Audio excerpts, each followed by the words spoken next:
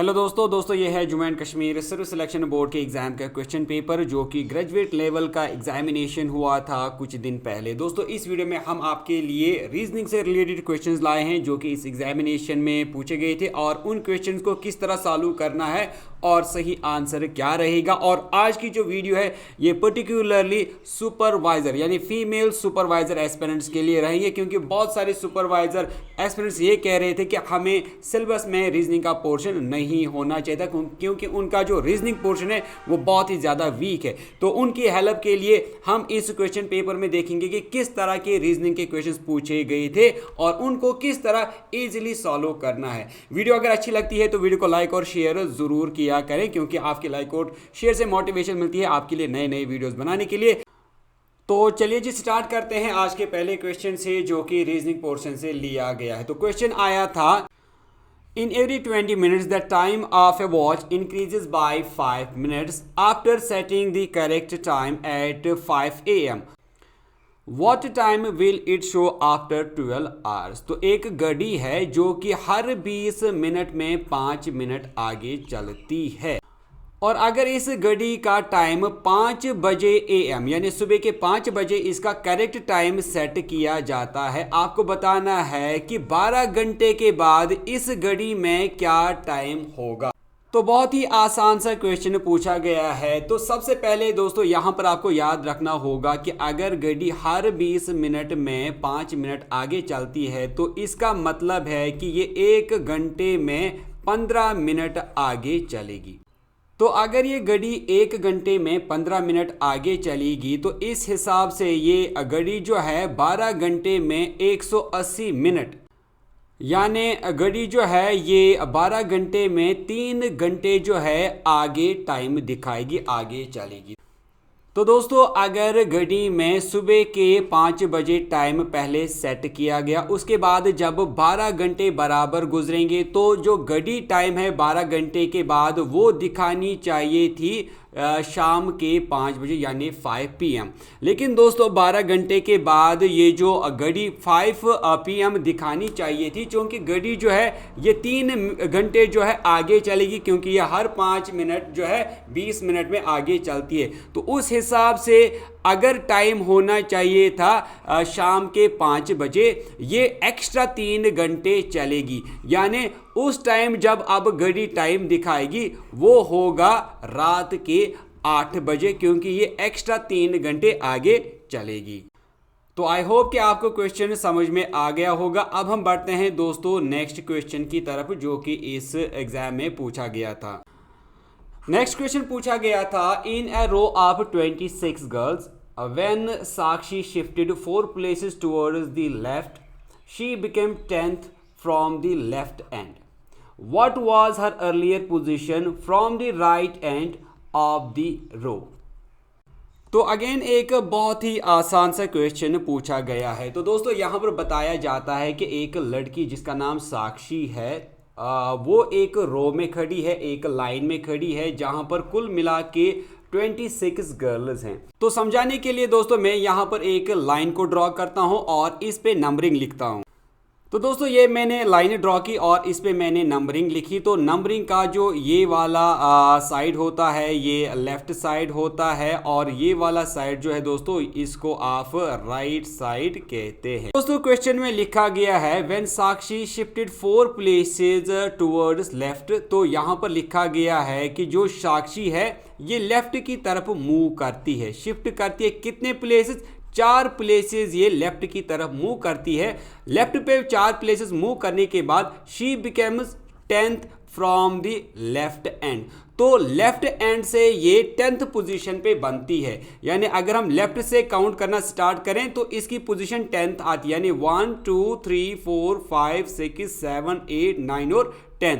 तो साक्षी जो है वो यहां पर पहुंच जाती है जब वो लेफ्ट की तरफ मूव करती है, यानी पहले साक्षी जो है वो राइट साइड में थी और राइट साइड से जब वो लेफ्ट की तरफ मूव करती है तब जाकर उसकी पोजीशन बनती है 10th। लेकिन जब आप यहां से काउंट करते हैं लेफ्ट साइड से, दोस्तों अगर साक्षी लेफ्ट की तरफ 4 स्टेप्स मूव करती है तो क्या आप मुझे बता सकेंगे कि पहले वो किस पोजीशन पे थी? नीचे कमेंट सेक्शन में आंसर लिखें। दोस्तों वीडियो को पॉज करने के बाद मैं आगे बढ़ता हूं, लेकिन दोस्तों अगर साक्षी 10th पोजीशन पे पढ़ती है तो उसकी जो प्रीवियस यानी पहली पोजीशन थी वो 4 स्टेप्स फिर राइट की तरफ थी। अगर हम वापस चलेंगे तो ये हो गया 1 2 3 और 4, यानी पहले साक्षी जो है वो 14th पोजीशन पे यहां पे थी और यहीं से वो 4 स्टेप्स लेफ्ट की तरफ मूव करने के बाद 10th पोजीशन पे आ जाती है। दोस्तों अब क्वेश्चन आगे लिखता है, what was her earlier position from the right end of the row. कहते हैं कि अगर आप राइट से काउंट करेंगे तो उसकी पोजीशन क्या थी। ये इंटरेस्टिंग क्वेश्चन है, अच्छे से समझना यहाँ पे। तो क्या बोलता है, what was her earlier position from the right end of the row. अगर आप राइट से गिनते हैं तो उसकी कौन सी पोजीशन थी। ये नंबरिंग को छोड़ो, पोजीशन की बात कही गई है। तो दोस्तों अगर आप राइट से गिनना स्टार्ट करेंगे देखेंगे तो उसकी पोजीशन क्या थी। तो ये हो गया 1 2 3 4 5 6 7 8 9 10 11 12 और ये बनती है 13th। तो राइट से इसकी पोजीशन जो है वो 13th बनती है और इस तरह इसका सही आंसर दोस्तों बनेगा पार्ट सी 13th। अगर क्वेश्चन बोलता कि जो लेफ्ट साइड से है इसकी पहली वाली पोजीशन क्या थी तो वो बनता 14, लेकिन यहां पर पूछा गया है कि राइट साइड से इसकी क्या पोजीशन बनती है तो वो बनेगा 13th। नेक्स्ट क्वेश्चन जो कि नंबर सीरीज से लिया गया था, अगेन बहुत ही आसान से क्वेश्चन पूछा गया था। कंप्लीट द सीरीज 34 45 57, उसके बाद यहां पर क्वेश्चन मार्क 54 43। तो आपको बताना था कि इस वाली ब्लैंक में या क्वेश्चन मार्क को कौन सी ऑप्शन यहां पर फिल करेगा। ऑप्शन है आपके पास 88 90 75 या फिर 63। तो दोस्तों यहाँ पर जब अक्सर बच्चे क्वेश्चन सॉल्व करने की कोशिश करते हैं तो वो इनमें से देखते हैं कि इनकी जो डिफरेंस है वो क्या है, या कि ये किस चीज़ के मल्टीपल हैं, या इसमें क्या ऐड किया गया है, या फिर क्या इसमें डिवाइड वगैरह किया गया है। तो नॉर्मली बच्चे जो हैं इसी से क्वेश्चन करना स्टार्ट करते हैं। लेकिन दोस्तों मैंने आपसे कितनी बार कहा है कि जो सीरीज़ के क्वेश्चंस हैं कभी कभी आप अपना लॉजिक भी इस्तेमाल किया करें और उससे आप बहुत जल्द आंसर पे पहुंच सकते हैं। दोस्तों यहां पर जब आप इस पैटर्न को ऑब्जर्व करेंगे, अगर आप पहला वाला नंबर देखेंगे तो ये है 34। इसी तरह अगर आप इसी का लास्ट वाला नंबर देखेंगे तो ये दोस्तों है 43। दोस्तों क्या आपको इन दो नंबर्स में कुछ सिमिलैरिटी दिखती है? तो यहां पर अगर आप ऑब्जर्व करेंगे ये जो 34 है 3 और 4 बना है, इसी का उल्टा करके ये देखें तो 43 बना है। यानी इस 34 के जो डिजिट्स हैं इनको इंटरचेंज किया गया है। तो 34 को लिखा गया है 43 करके। इसके बाद ये देखिए ये 45 है, तो यहां पर ये जो इसका लास्ट नंबर है इसका उल्टा किया गया है। तो अगर ये 45 है, 45 के डिजिट्स को इंटरचेंज किया गया है तो ये 54 बना है। इसके बाद दोस्तों यहां पर ये 57 है, तो अगर नेक्स्ट वाला 57 है तो इसका क्या आएगा, इसका उल्टा करेंगे तो ये बनेगा 75 जो कि पार्ट सी है। तो यहां पर 75 आएगा। तो आई होप कि आपको ये क्वेश्चन अच्छे से समझ में आ गया होगा। अगर आया तो वीडियो को लाइक करें। तो बढ़ते हैं नेक्स्ट क्वेश्चन की तरफ। नेक्स्ट क्वेश्चन पूछा गया था, Rahul puts his time piece on a table in such a way that at 6 PM। Next question है, Rahul puts his time piece on the table in such a way that at 6 PM hour hand points to north, in which direction the minute hand will point at 9:15 PM। तो इसी तरह का question दोस्तों पिछली बार भी जेके SSB के exam में पूछा गया था, जहां पर 3 PM और 9 PM का बताया गया था। तो यहां पर 6 PM और 9:15 PM का बताया गया है। तो यहां पर क्या कहा गया है कि राहुल जो है ये एक घड़ी जो है एक टेबल पे रखता है, और टेबल पे रखने के बाद जो घड़ी की सुइयां होती हैं, तो जो आवर हैंड है यानी घंटे की जो सुई है वो 6 बजे पे है। तो अगर हम टाइमिंग इस पे लिखें तो ये 12 बजे, और ठीक इसके अपोजिट में 6 और यहाँ पर 3 होंगे और यहाँ पर जो है 9 होगा। अब क्वेश्चन बताता है कि ठीक 6 बजे घंटे की सुई नॉर्थ की तरफ होती है। तो मानिए कि ये घंटे की सुई है और यहाँ से हम एग्जाम्पल के तौर पे नॉर्थ लेते हैं और जो मिनट हैंड होगा वो उस टाइम 12 बजे पे होगा। अगर इस हिसाब से ये नॉर्थ है तो ये वाला साइड जो है साउथ होगा और ये ईस्ट और ये साइड जो है ये वेस्ट रहेगा। आगे बढ़ेंगे और देखेंगे क्या कहता है। In which direction the minute hand will be at 9:15 PM। तो आपको बताया गया है कि आप बताइए कि जो मिनट की सुई है वो 9:15 बजे किस डायरेक्शन में होगा। तो इस घड़ी में हम 9:15 जो है कुछ इस तरह से दिखाएंगे। तो ये मानिए कि ये आर हैंड है और मिनट हैंड जो है वो बराबर 3 पे होगा, क्योंकि 9:15 जो है इसी तरह बजता है जब जो मिनट की सुई है वो 3 पे आ जाए। तो इस हिसाब से आप देख रहे हैं जो मिनट की सुई है वो वेस्ट डायरेक्शन में आती है। हमें आर हैंड का कुछ नहीं करना है, हमें बताया गया है कि मिनट हैंड जो है वो 9:15 बजे किस डायरेक्शन में होगा। तो यहाँ पर ये घंटे की सुई के साथ हमें कोई ताल्लुक नहीं है, कुछ नहीं इसके बारे में पूछा गया है। हमें कहा गया है कि मिनट की सुई कहाँ पर है, तो 9:15 बजे पे मिनट की सुई जो है वो बराबर 3 पे होगी जो कि वेस्ट डायरेक्शन में आता है। तो इस तरह इसका जो सही आंसर बनेगा वो बनेगा पार्ट डी यानी वेस्ट। इसके बाद नेक्स्ट क्वेश्चन जो कि अगेन बहुत ही आसान सा क्वेश्चन पूछा गया है। Arrange the words given below in meaningful sequence. तो आपके सामने जो 5 वर्ड्स हैं आपको इनको एक सीक्वेंस में रखना था जो कि एक मीनिंगफुल सीक्वेंस बनाते हैं।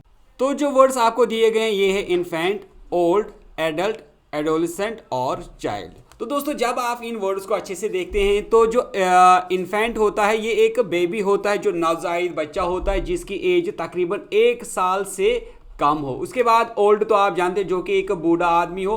उसके बाद एडल्ट जो है ये नौजवान को आप कह सकते हैं। इसके बाद जो एडोलेसेंट है ये वो बच्चे होते हैं जो जिनकी टीन एज हो। और उसके बाद जो चाइल्ड है ये बच्चे होते हैं जिनकी एज 3-4 साल या तकरीबन 10-11 साल के आसपास हो। तो यहाँ पर एक सीक्वेंस में आप इनको अच्छे से रखते हैं कि पहला आएगा जो सबसे छोटा बच्चा हो यानी जो इन्फेंट हो, बेबी हो। उसके बाद बेबी बड़ा होगा तो ये चाइल्ड बनेगा। उसके बाद चाइल्ड जो है ये एडोलेसेंट एज में आ जाएगा।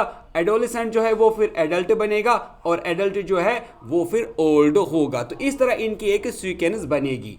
तो सीक्वेंस जो बनेगी दोस्तों पहले यहाँ पर आएगा इन्फेंट यानी पहले नंबर पे आएगा 1 और उसके बाद इन्फेंट के बाद जो आएगा वो है चाइल्ड यानी 5। तो यहाँ पर आपको पहले 1 उसके बाद 5 और चाइल्ड के बाद दोस्तों आएगा एडोलेसेंट यानी 4 के बाद दोस्तों आएगा 3 यानी एडल्ट और उसके बाद दोस्तों आएगा लास्ट में ओल्ड यानी 2 यानी 1 5 4 3 2 1 5 4 3 2 यानी पार्ट डी जो है इसका सही आंसर बनेगा।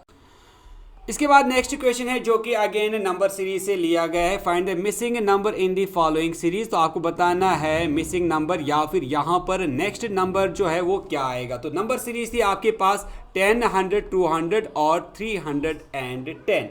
तो 4 ऑप्शन है आपके पास 430, 420, 410 या फिर 440। तो दोस्तों जब भी हमें नंबर सीरीज के क्वेश्चन सॉल्व करने होते हैं तो यूजुअली हम देखते हैं कि डिफरेंस क्या है या क्या इसमें कोई खास चीज़ ऐड की गई है या ये किसी के मल्टीपल है या दूसरा कोई पैटर्न जो है वो हम देखने की कोशिश करेंगे। तो इस क्वेश्चन को हम बिल्कुल आसानी से यहाँ पर सॉल्व करने की कोशिश करेंगे। तो इसमें आप देख पा रहे हैं तो पहले 10 है, 10 में कुछ ऐड किया गया है तो 100 बना है, 100 में कुछ ऐड किया गया है तो 200 बना है, 200 में कुछ ऐड किया गया है तो 310 बना है। तो इसी तरह हम आगे देखेंगे और यहाँ पर कुछ ऐड करेंगे जो कि नेक्स्ट वाला नंबर बनेगा। लेकिन हमें देखना है कि किस हिसाब से यहाँ पर एडिशन की गई है। तो कैसे हम करेंगे यहाँ पर हम तो मैं ये नंबर्स लिखूंगा 10, उसके बाद मैं लिखूंगा 100, उसके बाद मैं लिखूंगा 200 और उसके बाद लिखूंगा मैं 310 और उसके बाद देखेंगे कि क्या नंबर आएगा। यहाँ पर दोस्तों अगर आप देखेंगे इन दो नंबर्स में अगर आप डिफरेंस देखेंगे तो इन दोनों में जो डिफरेंस बनती है वो बनती है 90। इसी तरह अगर आप इन दोनों के दरमियान में डिफरेंस देखेंगे तो यहाँ पर 200 माइनस 100 करेंगे तो ये 100 बनता है। इसी तरह यहाँ पर देखेंगे इन दोनों के दरमियान में तो इनकी जो डिफरेंस है वो 110 बनती है।